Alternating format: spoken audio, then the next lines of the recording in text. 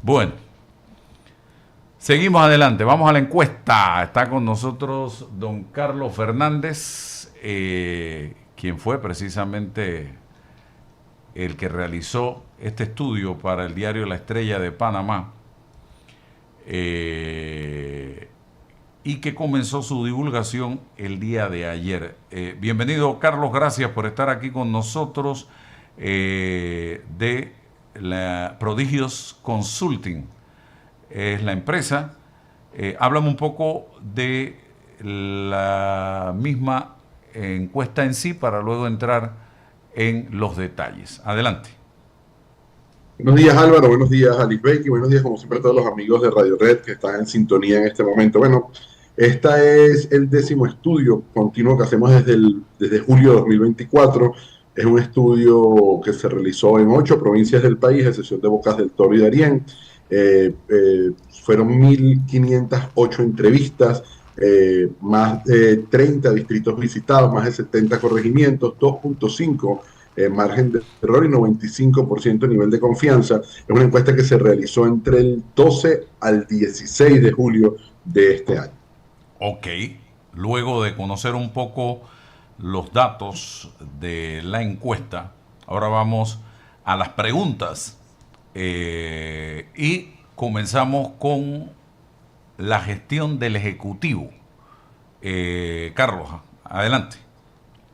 Sí, dentro de la encuesta preguntamos cómo considera que ha sido hasta ahora la gestión del Ejecutivo y la percepción bajó de 80.8, que estaba en el mes de abril, negativa, a 77.6, mientras que la percepción positiva, que bajó de 18.4 a 17.9. El no sabe, no responde, aumenta de 0.7 a 4.5%. Es de acotar que la percepción muy mala aumentó de 24.8 a 26.1 y la mala descendió de 56 a 51.5. Si bien tiene un descenso en la percepción negativa del Ejecutivo, se mantiene alta mayoritariamente. Estamos hablando que 3 de cada 4 entrevistados lo perciben de una forma negativa. En la de abril podría decirse que 4 de cada 5 lo veía de esa manera. Entonces, bueno, es un trabajo de acciones, de convencimiento, lo que tiene, la tarea que tiene pendiente el Ejecutivo y que vemos que de alguna forma ha empezado a incidir levemente en este momento sobre su percepción negativa. Yo lo que veo aquí, y no soy... ¿Por qué tenemos esa gráfica allá? Y no soy especialista en estos temas, es que esos puntos en que mejoró el tema de la percepción pudieron haberse ido a no sabe, no responde, porque eso sí aumentó Sí, casi 3 puntos. le, ambas percepciones bajan y se van al no sabe, no responde a este 4.5 que la gente empieza a decir, bueno, ¿qué es lo que va a pasar? ¿Cuáles son las decisiones que van a tomar? Déjame ver cómo lo evalúo, a pesar de que hay más de 2 años de gestión, aún hay personas que tienen como esa duda, esa neutralidad o ese espacio de moderación para poder ejercer una opinión certera. Y el ciudadano panameño que encuestamos es muy cuidadoso en ese aspecto. Es un votante, y yo siempre lo comento, que ha venido evolucionando y es que es mucho más crítico con lo que hoy ve en la gestión y en la política nacional. Ok, la siguiente pregunta. ¿Cuál es su nivel de confianza? No, perdón, ¿cómo considera que va el gobierno?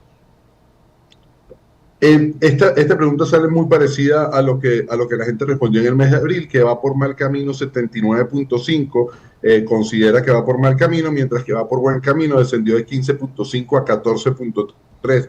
El no sabe, no responde, se mantiene prácticamente igual de 5.1 a 6.2. Esta pregunta prácticamente es una foto de lo que la gente consideraba en abril y vemos que por ejemplo, en septiembre era 77, en la encuesta de enero fue 78.6, en la abril 79.3 y ahora es 79.5. Se mantiene prácticamente igual la fotografía, tiene un piso y un techo, se podría decir, en la opinión pública sobre este tema, porque ahí es donde se ha mantenido en las últimas 4, inclusive creo que las últimas 5 mediciones. O sea, esto es el reflejo de que el panameño no tiene realmente esperanza de que esto Bueno, mejore, va por para mal la, camino. sí, para la esperanza podemos hablar del nivel de confianza o la percepción futuro que también lo medimos en esta encuesta y que en esta aumentó. La gente tal vez siente que hay cosas que quiere cambiar, pero tiene dudas sobre si esto va a llegar a pasar. Un sentimiento de incertidumbre sobre cuáles son las decisiones que el gobierno va a tomar en el futuro y cuáles son las que se van a van a terminar ejecutándose. Y creo que esa incertidumbre es la que se debe combatir con acciones, que es donde o toma decisiones donde el cambio de la vida de las personas puede verse reflejado. Lo vemos en la percepción de confianza. La percepción de confianza pasó muy baja de 21.9 a 27.1 y la baja descendió de 44.6 a 42.3, pero cuando vamos al global de la percepción baja de confianza, pasó de 66.5 a 69.4 comparada con la de abril. El moderado vuelve a tomar el mismo porcentaje del mes de enero, que fue 25.6. O sea, uno de cada cuatro no sabe realmente qué puede esperar, mientras que el nivel de confianza alta o muy alta pasó de 3.6 a 4.4. Aquí hay un punto interesante, Álvaro, porque es que la confianza, ¿cómo la puedes combatir? Siendo transparente, generando acciones, eliminando esa incertidumbre que muchos tienen en el imaginario y que está sucediendo actualmente en la opinión pública. Y algo parecido o igual sucede con la percepción de futuro.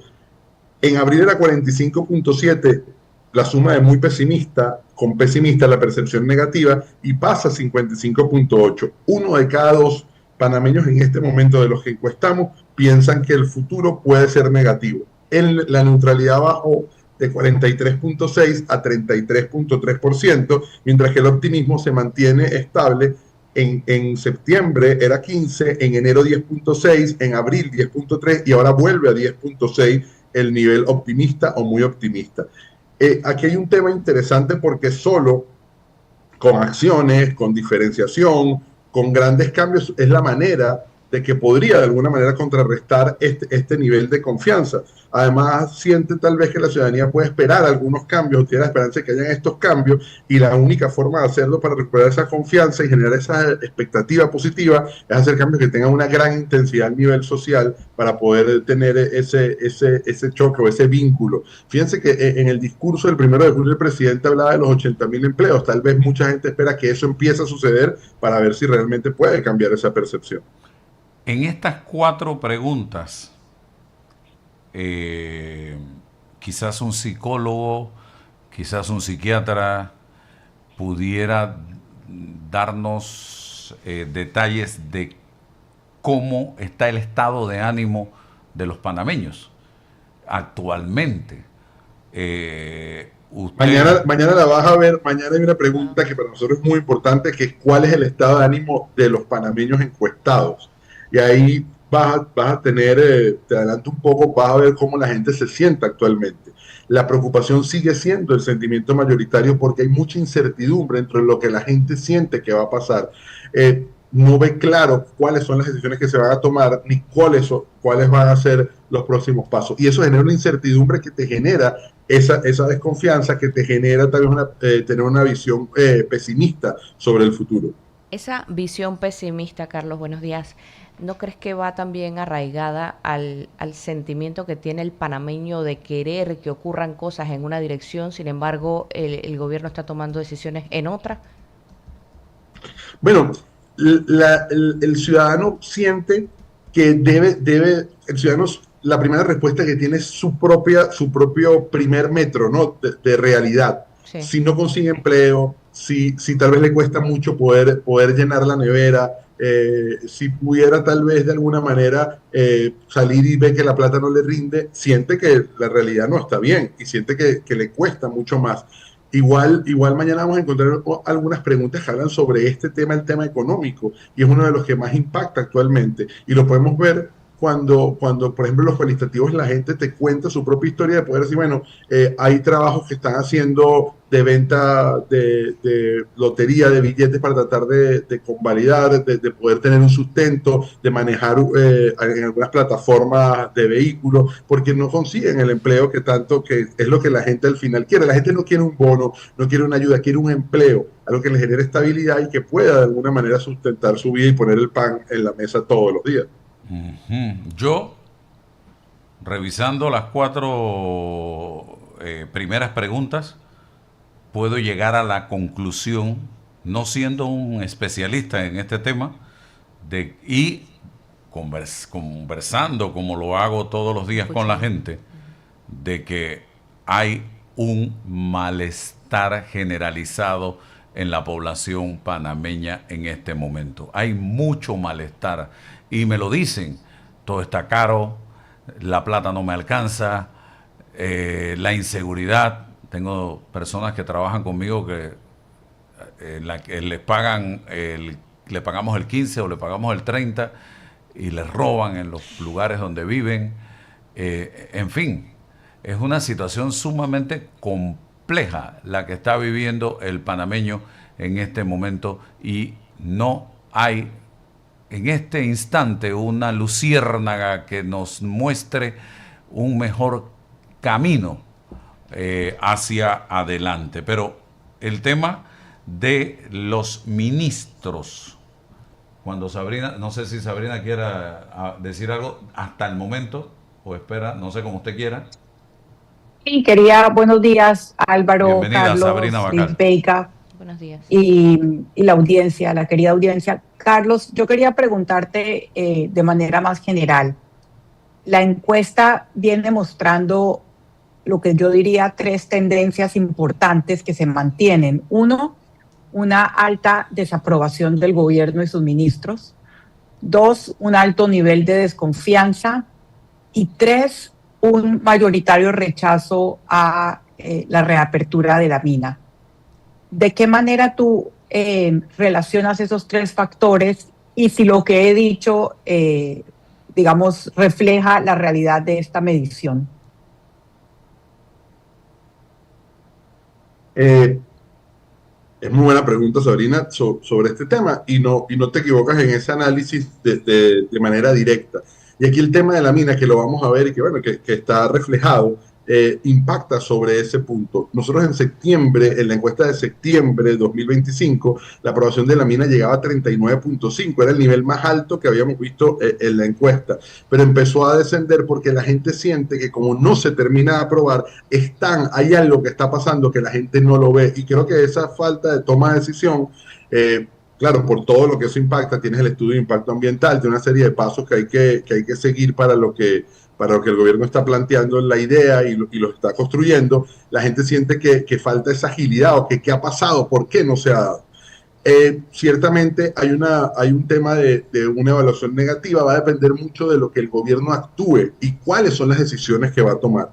Y yo creo que el gobierno está bastante consciente sobre este tema. Fíjate que el tema de la mina se presentó en el informe de impacto ambiental, no se hicieron preguntas en esa rueda de prensa, después hubo una segunda reunión y aún se espera para ver cuál va a ser ese cronograma de lo que está pasando. Y la gente siente que la mina hay algo que está pasando que no lo ven y eso le genera desconfianza y, como decía, le genera incertidumbre y la incertidumbre trae estas percepciones negativas. Sabrina.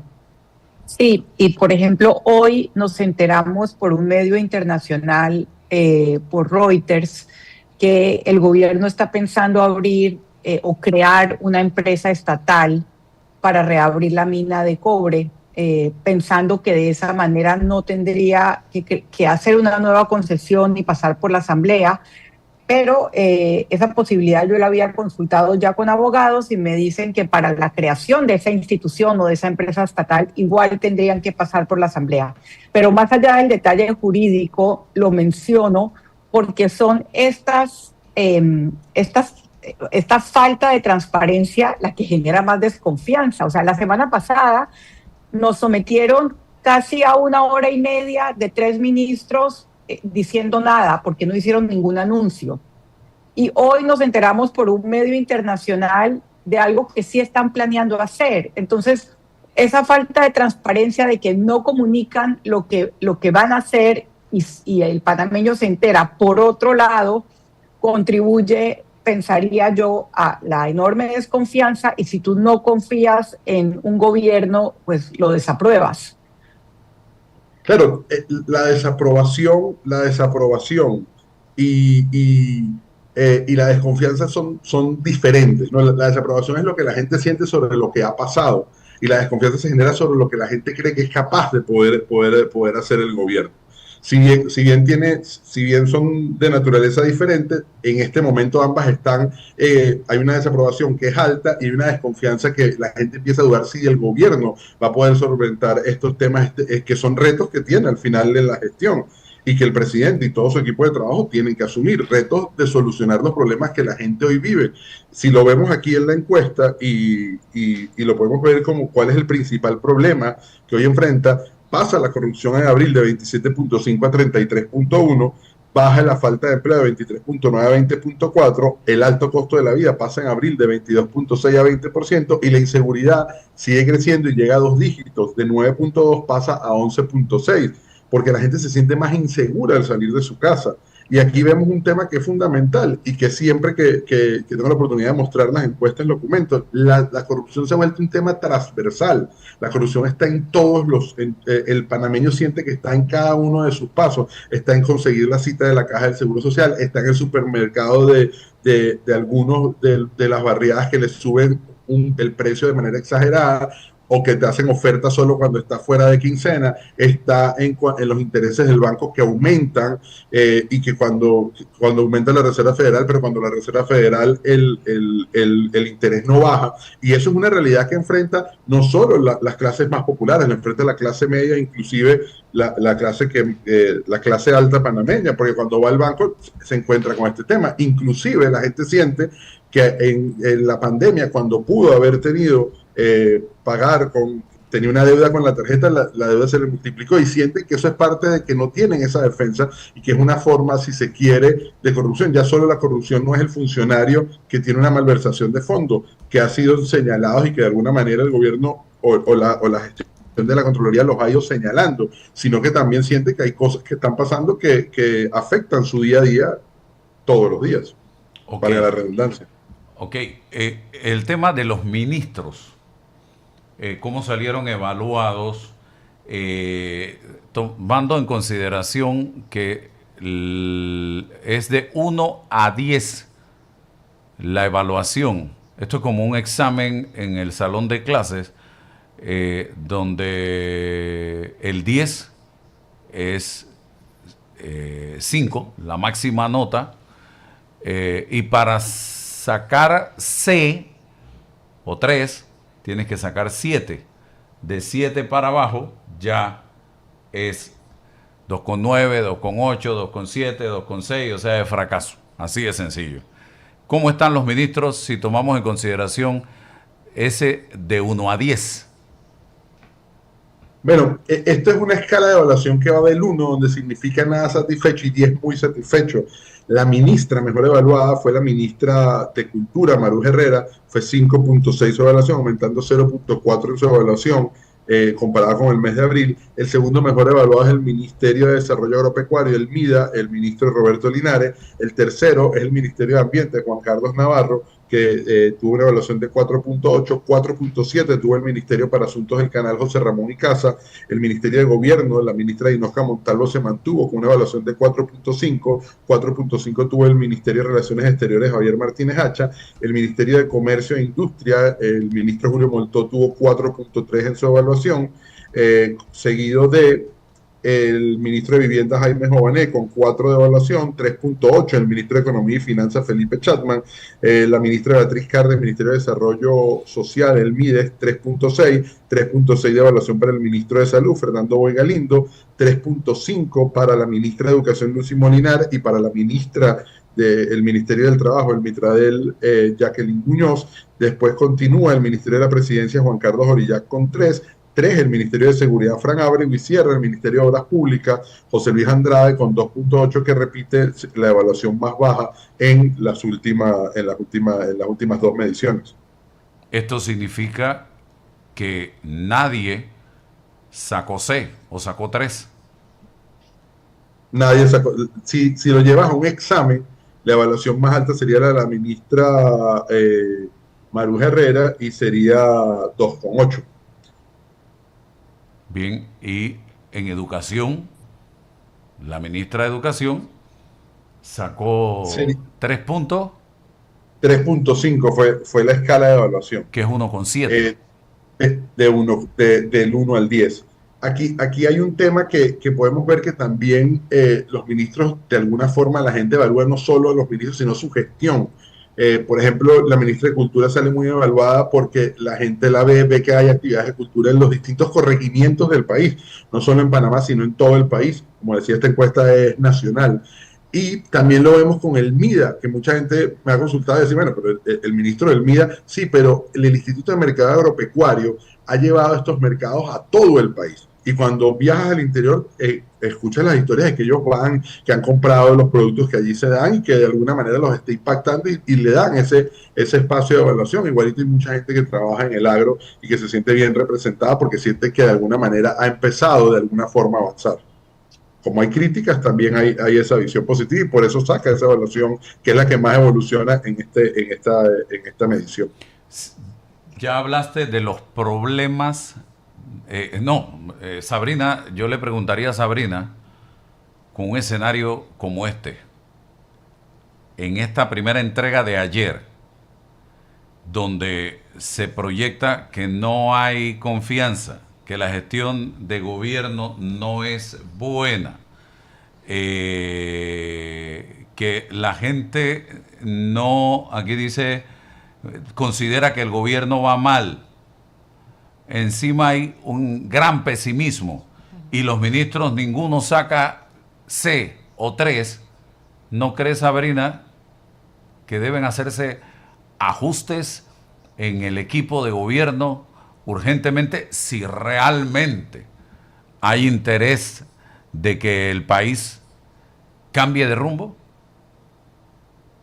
En el equipo de gobierno y en el estilo del gobierno, pensaría yo, porque José Raúl Mulino ha mantenido un estilo de gobierno confrontacional. O sea, su forma de comunicarse es la confrontación permanente.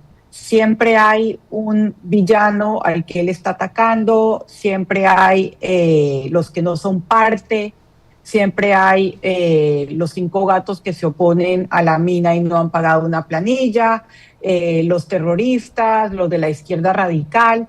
Yo creo que el panameño, cuando ve un estilo tan confrontacional de su líder, a menos de que sea una persona que haya logrado una cantidad de promesas, cosa que la situación económica, creo yo, no ha permitido, lo que dice es, ok, este señor está peleando todo el tiempo, pero no está peleando por mí, está peleando contra los que él percibe como sus enemigos políticos. Pero ¿qué ha hecho ese señor por mí si tengo las calles peor que antes, la seguridad peor que antes, el problema del agua peor que antes, la educación peor que antes, y si el Chenchen nunca llegó? Entonces yo creo que efectivamente es el equipo de gobierno, pero más que eso, Álvaro, yo creo que es el estilo de gobierno de José Raúl Mulino que le hace muchísimo daño. Yo pienso que él es su mayor enemigo,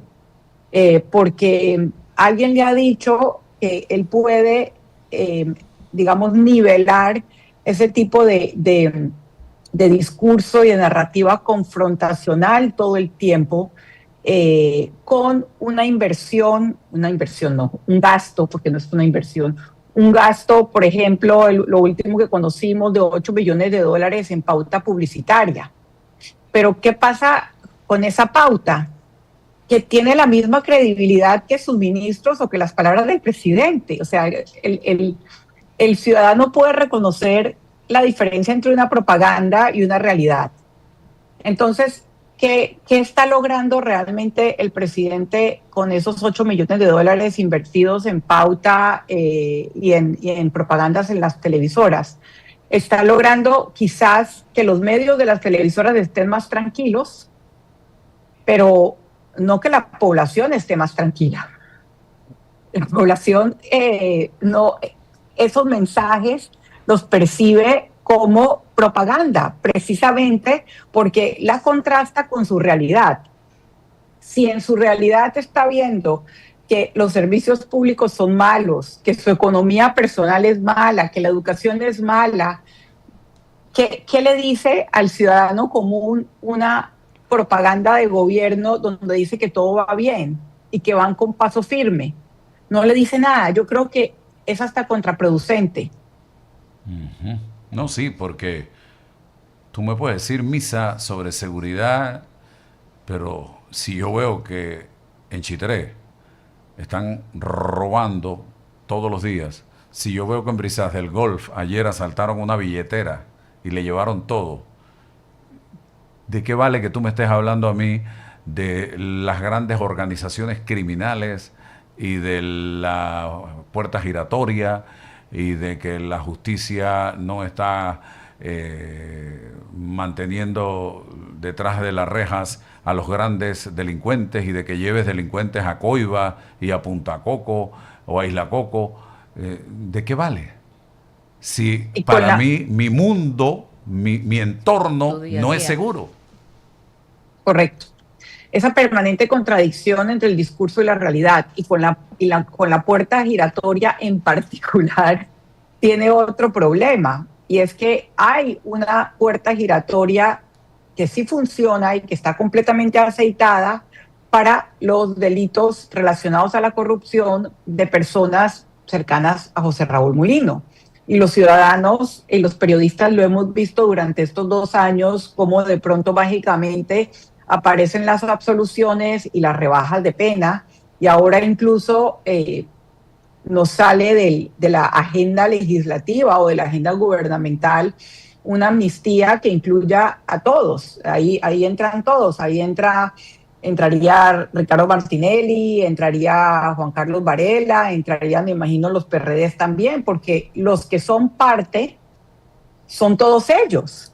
O sea, él organizó un almuerzo donde dijo, estos son parte.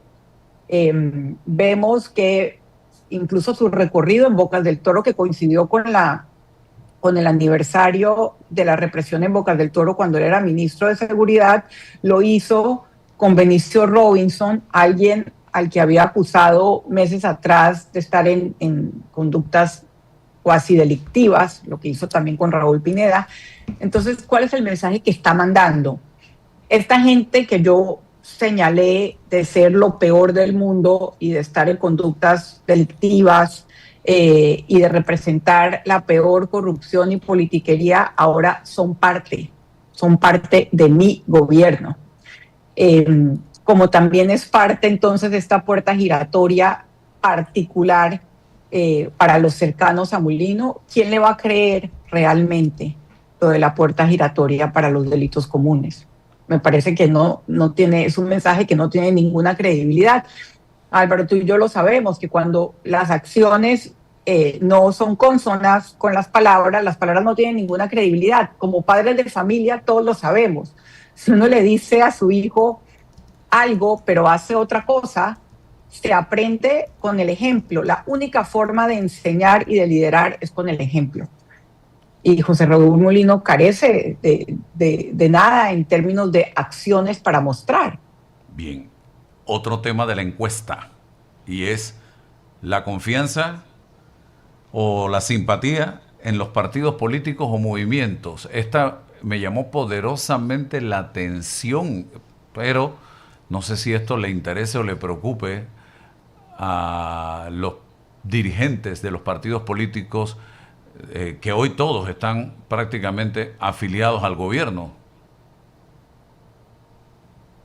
Bueno, el tema de los partidos políticos siempre ha sido un tema controversial en Panamá, sobre todo por los inscritos. Cuando hablabas o cuando comentas con un miembro de partido político y le dices, bueno, la gente rechaza los partidos políticos en más del 60, 70%. Dicen, bueno, pero la mitad del padrón electoral está inscrito. Y eso es una realidad que con los años de investigación que tenemos en Panamá nos hemos dado cuenta por qué sucede. Hay mucha gente inscrita que nunca ha militado en ningún partido. Esos inscritos son simpatizantes, no terminan siendo militantes, que son dos cosas totalmente distintas. Y esta inscripción viene muchas veces por temas familiares. Bueno, es que todos en la casa somos panameñistas, todos en la casa somos PRD. Mi abuela era PRD y siempre nos decía para inscribir. Incluso hay gente que se inscribe para ayudar a algún vecino que está en una interna, en una elección interna de la organización. Y eso lo refleja la encuesta cuando vemos aquí que más del 70%, para ser exacto 71.4%, manifiestan no simpatizar con ninguna organización política o movimiento. El PRD se mantiene en 6.2, revisando meta baja de 7.4 a 6, 3.6 el movimiento Otro Camino, la coalición Vamos aumenta de 2.7 a 3.1, Cambio Democrático baja de 3.5 a 2.9, el Partido Panameñista de 4.5 a 2.3, Molirena tiene 1.5, Partido Popular 1.2 en esta encuesta, Alianza se mantiene con 1.1 y el Suntrac, porque la pregunta era, ¿usted simpatiza con algún partido o movimiento? Llega a 0.8 de los entrevistados que tuvimos en esta encuesta. Hay un rechazo sobre este tema, sobre los partidos, porque sienten que los partidos no están en sintonía con lo que realmente vive la ciudadanía y no se manifiestan sobre estos temas puntuales. Inclusive, vamos a ver una pregunta de la Asamblea, donde uno de los puntos que tuvo casi 20% de manifestación de los entrevistados, habla sobre este tema y dice, bueno, es que no queremos confrontación, son soluciones, porque al final lo que la gente está buscando es soluciones. Aquí me llama la atención el incremento en la no simpatía. Estaba en julio en 66.7 y creció a 71.4, casi 4 puntos aumentando. O sea que la decepción hacia los partidos políticos, que es lo que yo interpreto, está creciendo. En el caso del PRD sí me llama la atención que se mantenga 6.2, que es bajo, si lo vemos en el 100%, que realizando metas esté cayendo estando en gobierno. Esto también me llama la atención porque es que siento yo, 2 realizando metas en este momento. Hay un realizando metas que es el de gobierno, el que está con Molino, y hay un realizando metas que es el que está totalmente identificado con el señor Ricardo Martinelli, que está en Colombia, y que votó por el señor Molino, apoyó al señor Molino, pensando que estaban votando por Ricardo Martinelli y que no han obtenido ningún beneficio de la actual administración. Carlos. Bueno, la realidad sobre las organizaciones políticas es que el número revelador es que 7 de cada 10 no crean o no participan o no se identifican con un partido político, con un movimiento. Y ciertamente este porcentaje de los principales partidos, 6.2, 6%, es un número real cuando vemos cuál puede ser la militancia porcentualmente de una organización. Vemos, lo reitero, el PRD puede tener 500.000 inscritos, pero ¿cuántos realmente son militantes de esta organización? RM puede tener 200.000 inscritos. ¿Cuántos de esos 200.000 son militantes, van a eventos, organizan, generan una lista 1 por 10? Va a depender mucho de los liderazgos individuales más que de las organizaciones. Y aquí hay un tema interesante, Álvaro, que hay que reflejar. La democracia los partidos políticos son base fundamental de la democracia. No existe democracia sin partidos políticos. Y es un reto que el sistema va a tener en los próximos procesos electorales y en el desarrollo social del desarrollo político y social en los próximos tiempos. Y hay una paradoja ahí, Álvaro, que quería comentar. Sí, los partidos políticos están desprestigiados en Panamá, son necesarios en una democracia, o sea que no necesitamos partidos políticos, necesitamos mejores partidos políticos, pero también tenemos la paradoja de que son los partidos políticos en la Comisión de Reformas Electorales y posteriormente en la Asamblea los que van a limitar o hacer más difícil la vida de los candidatos de libre postulación.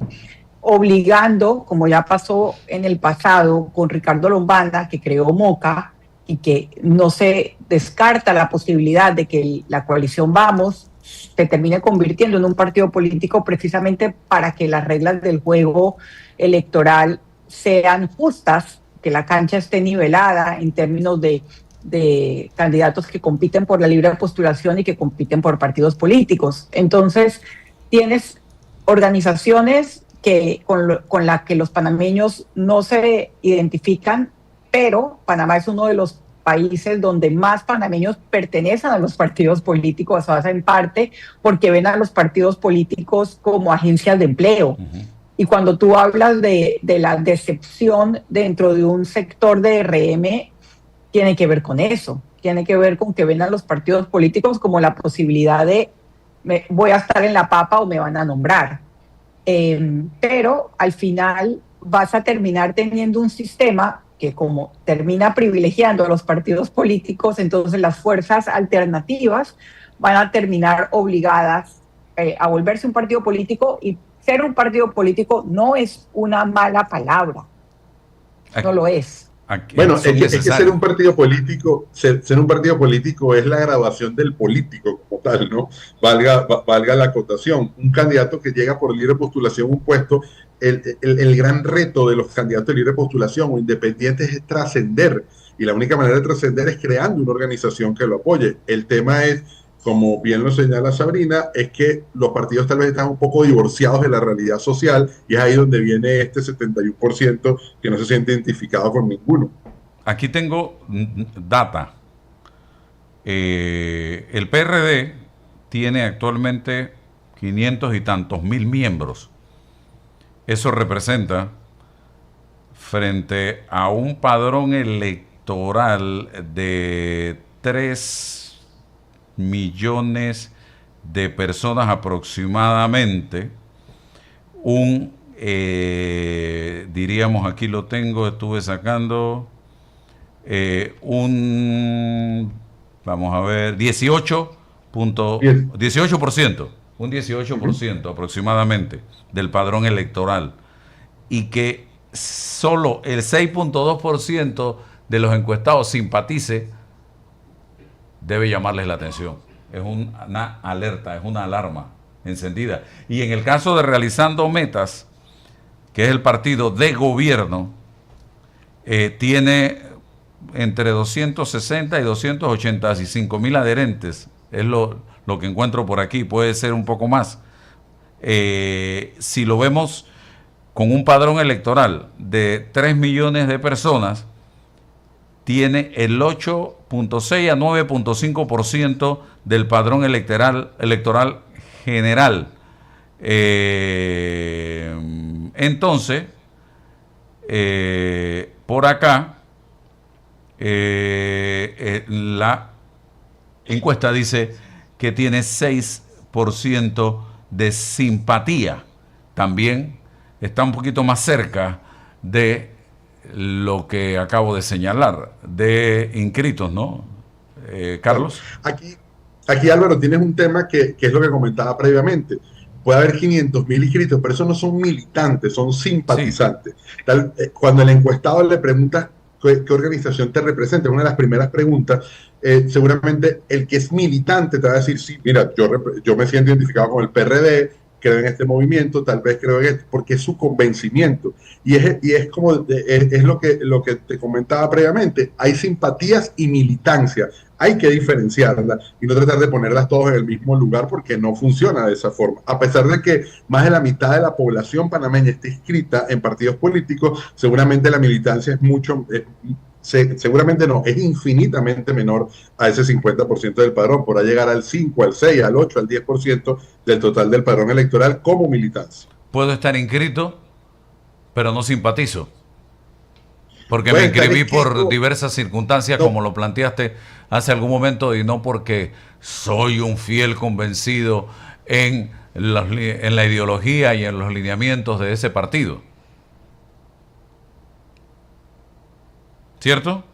Sí, puede pasar. Y Sí, así es que puede pasar de esa manera. Inclusive nosotros hemos tenido en cualitativo personas que están inscritas en partidos pero no votan por ese partido o no militan por ese partido. Pero a pesar de eso, en el padrón electoral y en el registro salen como candidatos de una salen candidatos como candidatos, no como simpatizantes de una organización política. Los panameños y la mina es la siguiente pregunta.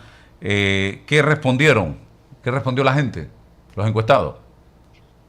Hicimos una pregunta sobre el tema de la minería. La pregunta que nosotros hemos mantenido a través de todas las encuestas: ¿usted estaría de acuerdo con la reapertura de la mina con mejores términos y condiciones para Panamá? Creció, él estaría de acuerdo, aumentó de 24.4 a 29.6%. Uno de cada tres estaría de acuerdo con reabrir la mina en este momento, y el no estaría de acuerdo descendió de 74 a 67.8. El no sabe, no contesta, aumentó de 1.6 a 2.6%. Sigue siendo mayoritario el sentimiento de que no estaría de acuerdo con la apertura de la mina.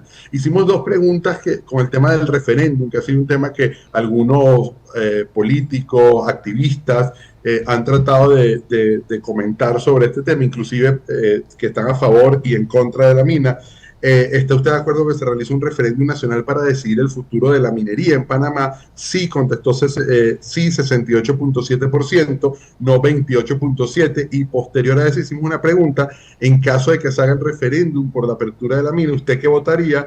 La gente votó sí 28.9% y no votó 66.4% de los encuestados. Ok. ¿Pudiera tener alguna relación las primeras 4 preguntas de esta encuesta, donde hay un fuerte rechazo a la gestión del Ejecutivo, donde hay pesimismo, donde hay desconfianza, en fin, con este resultado de la mina? Hay un tema que nosotros hemos investigado, Álvaro, en los cualitativos sobre el tema de la mina, y que lo hemos reflejado en las mediciones.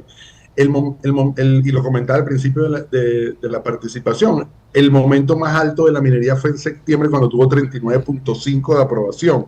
Lo que ha sucedido es que de alguna manera no tomar la decisión inmediata de abrirla, a la gente le genera sospecha, incertidumbre, y sí tiene mucho, y también tiene que ver con el nivel de aprobación o desaprobación que tenga el gobierno, porque el gobierno es el vocero de la minería o de la actividad en este momento. Entonces esa duda que genera es la que mucha gente hace pensar: bueno, ¿qué está pasando? ¿Por qué no la aprueban? Dijeron que después de la caja del Seguro Social iba a venir el tema de la mina. Ya ha pasado un año, se ha ido postergando permanentemente. Entonces hay una duda sobre lo que está sucediendo, y que bueno, y que vemos que la opinión pública se va moviendo dependiendo de lo que él considere que puede traer la mina para su beneficio, o para en contra de la ciudadanía. Va a Carlos, depender mucho de eso. y en esa falta de claridad está un poco también lo que yo comentaba hace unos minutos sobre la falta de transparencia acerca del plan jurídico para reabrirla, porque en este momento hay obstáculos jurídicos para reabrir la mina tal y como está, aparte de que 2 fallos de la Corte dice que se requiere una licitación, existe una ley de moratoria minera, pero José Raúl Mulino ha dicho que no va a pasar por la Asamblea. Hacen una conferencia de prensa donde no dan ninguna información sobre qué se va a hacer o cómo jurídicamente se va a llevar esto adelante, y como comentaba hace unos minutos, ayer en la tarde salió una información en Reuters diciendo que el plan que se venía escuchando pero no lo han oficializado es la creación de una empresa minera estatal o de una institución minera estatal.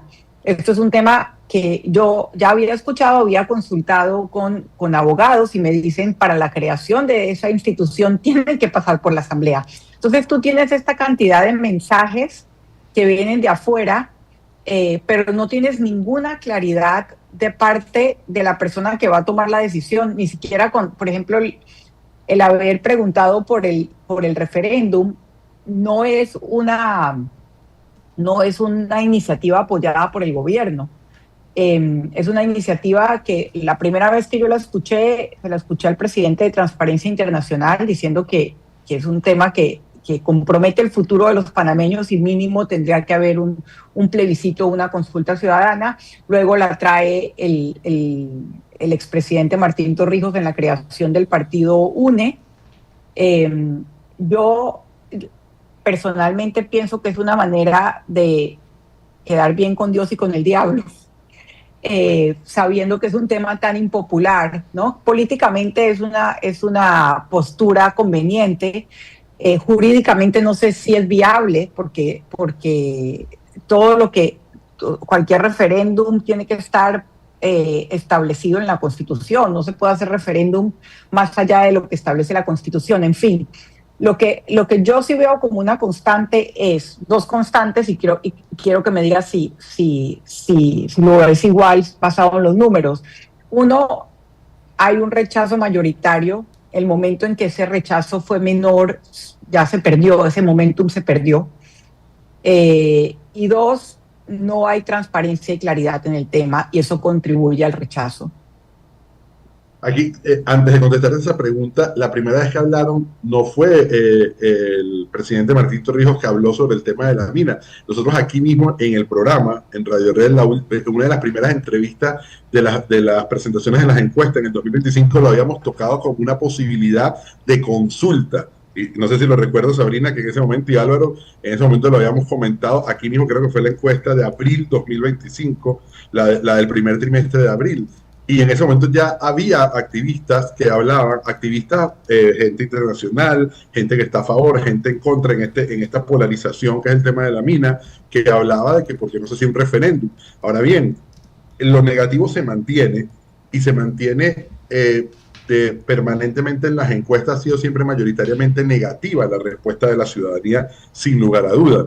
El momento, como lo comentaba, el momento que tuvieron mayor aprobación fue 39.5 en septiembre 2025 y eso ha bajado. Y lo siguiente es, esa falta de decisiones es la que a la gente le genera duda en el día a día. Entonces la gente dice, bueno, es que están tramando algo, se está esperando que pase algo mayor, ¿qué estará pasando que no terminan de aprobarlo? Lo dicen y no lo hacen. Inclusive en entrevistas en otros medios, un periodista que es antimina me decía que bueno, pero es que yo quiero que la abran para ver qué es lo que va a pasar, porque tiene una visión de que pareciera que sí la van a abrir y ha sido un mensaje, pero no termina de definirse. Y eso a la gente le genera incertidumbre, duda y además le deja el imaginario social.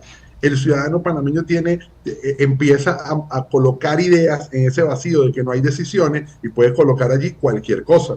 Si dejas la comunicación en manos de la Buenaventura, seguramente vamos a encontrar este tipo de dudas que lo que terminan generando es incertidumbre. La asamblea es el otro tema con que concluyen las dos entregas de ayer y hoy.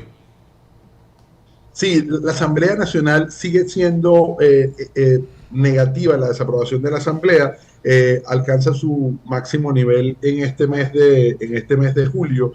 La Asamblea actualmente tiene, cuando lo tenemos ahí en la gráfica, 72.9 de percepción negativa total. En esta encuesta pasa de 12.5 muy mala a 15.5 y de 55.8 mala a 57.4. 72.9 es la percepción negativa, mientras que la positiva llega a 22.1, estaba en 27.9 en el mes de abril, llega a 22.1. Y para completar esta pregunta, le hicimos una pregunta a los entrevistados: ¿cuál considera usted que es la principal acción que debe tomar la Asamblea Nacional para mejorar su imagen en la ciudadanía, siendo la más votada, una de cada cuatro, ser más transparentes y eficientes con el uso de los recursos? 25.4, 21.4, reducir los privilegios y gastos de los diputados, 19.7, aprobar leyes que beneficien más a la población, 16.6, escuchar más a los ciudadanos y rendir cuenta, 15.3, trabajar más y menos peleas y confrontaciones dentro del Pleno. Como lo vemos, se concentran en estos tres ejes principales: transparencia, reducir privilegios y aprobar leyes, pero al final termina siendo muy parejo estas 5 opciones que se le dio a los encuestados para esta medición. Para mañana, ¿qué esperaremos creo que sería la última entrega? Sí, la última entrega de este segundo año de gestión. Vamos a encontrar estado de ánimo de la población, economía, vamos a ver el tema de la inseguridad, vamos a hablar, hay una lámina de educación que seguramente va a salir el día de mañana, la evaluación de la educación actual, y además complementa todo lo que se han ido entregando en estos 2 días previos. Y comento en exclusiva, para el mes de octubre vamos a estar publicando la intención o no es intención de voto porque queda mucho para la elección, pero sí cuál es el favoritismo de la ciudadanía sobre algunos perfiles políticos en aras a 2029. Ya eso sería agosto, septiembre, octubre. En octubre. Sí, porque es trimestral el trabajo que ustedes hacen. Gracias a Carlos Fernández por estar con nosotros en la mañana de hoy aquí en Noticias 180 Minutos. Que tengas excelente día. Esta encuesta es publicada por el diario La Estrella de Panamá trimestralmente.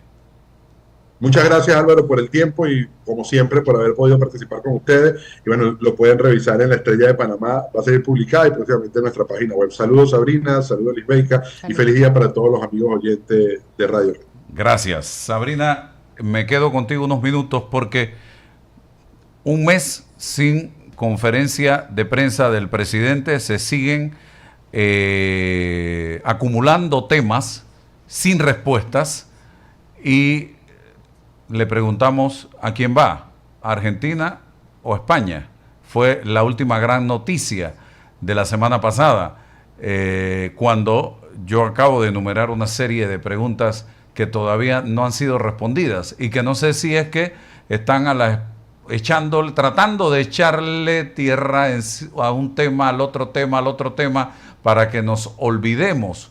El último fue ayer, lo de la publicidad estatal, y no sabemos absolutamente nada de cómo se distribuye ese dinero.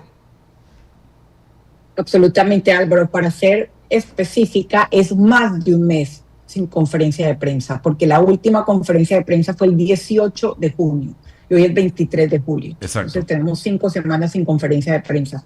Por eso, y voy a hacer la cuña aquí, por eso en la prensa hemos decidido que la repregunta va con o sin conferencia de prensa, porque el presidente había prometido hacer conferencia de prensa todos los jueves y nosotras la haremos, aunque sea haciendo las preguntas que no se están haciendo, como diste el ejemplo. ¿Cómo es posible que con tantos temas pendientes, importantes y definidos,